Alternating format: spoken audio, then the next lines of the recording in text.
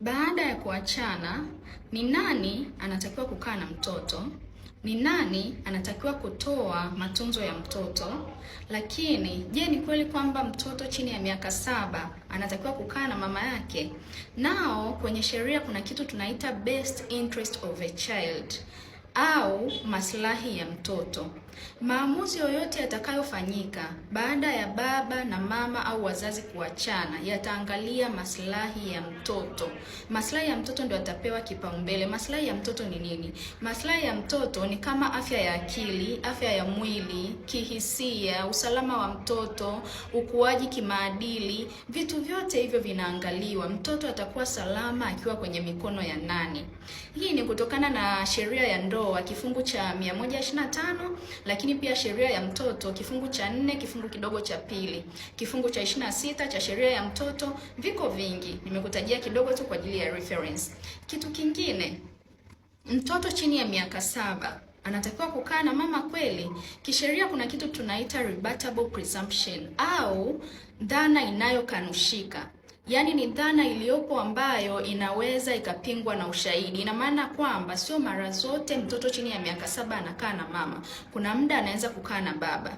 Kwa hiyo sheria inatoa kwamba mtoto anaweza kukaa na mama. Mtoto chini ya miaka 7 anatakiwa akae na mama, lakini ni dhana inayoweza kukanushika. Kwa maana kwamba unaweza ukawa na mtoto ambaye yuko chini ya miaka 7 lakini akakaa na baba, kwa sababu baba au upande mwingine umeleta ushahidi unaoonyesha kwamba mtoto akiwa kwenye mikono yako hatakuwa salama. Unaweza ukute kama mama labda hawezi kumlea mtoto kwa maadili yanayopasa. Unaweza ukute labda mtoto akiwa upande wa mama anapata kuumizwa kihisia, mambo yote kama hayo. Na mtoto in fact kama anaweza kuongea, anapewa kabisa chance mahakamani ya kusema yeye angependa kukaa na nani. Kwa hiyo maslahi ya mtoto ndio kitu kinachowekwa mbele. Kwa hiyo kusema kwamba mtoto chini ya miaka 7 anatakiwa kukaa na mama moja kwa moja si kweli. Kuna uwezekano kwamba akaenda kukaa na baba yake. Okay? Now, kitu kingine, kuna kitu kinaitwa access. Access ni uwezo wa yule mzazi mwingine ambaye hajapewa kukaa na mtoto kuwa na uwezo wa kumuona mtoto na mtoto kuweza kumuona huyo mzazi mwingine. Kwa mfano, imeamuriwa kwamba mtoto atakuwa anakaa na mama. Mama una jukumu la kuhakikisha kwamba wanapotaka kuonana wawili wanaonana. Hilo ni takwa la kisheria. Yaani usiseme kwamba kama ishaamua mimi ndo nitakaa naye. Hapana, wana haki bado ya kuonana. Hiyo ni kwa mujibu wa kifungu cha 126, kifungu cha pili cha sheria ya ndoa, lakini pia kifungu cha 26 kifungu cha kwanza si cha sheria ya mtoto. Okay? Kuna hicho kitu kinaitwa access. Lakini kwa kumalizia, nani sasa anatakiwa kumtunza mtoto? Nani anatakiwa kutoa matunzo? Mtoto amesoma, mtoto anaumwa, mtoto anahitaji nguo. Nani anatakiwa kutoa matunzo?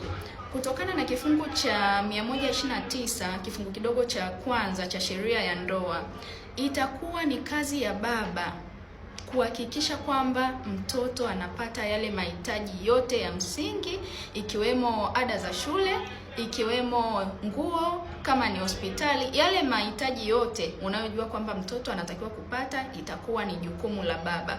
Lakini kuna exception, kuna muda ambao mama atatakiwa kucontribute, yani kuchangia, au atatakiwa kulipia kabisa yeye kila kitu. Pale ambapo labda baba amefariki, au baba hajulikani alipo, au hana uwezo. Kwa hiyo kama baba amefariki, hajulikani alipo, au hana uwezo wa kufanya hayo mambo, mama ataamriwa kufanya hayo mambo au kuchangia kutokana na kipato cha kila mzazi.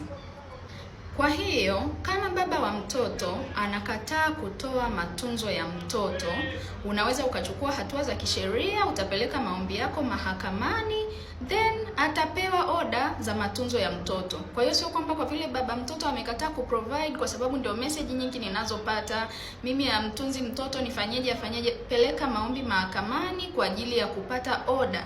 Yaani atapewa amri ya kuwa anatoa matunzo ya mtoto. Okay?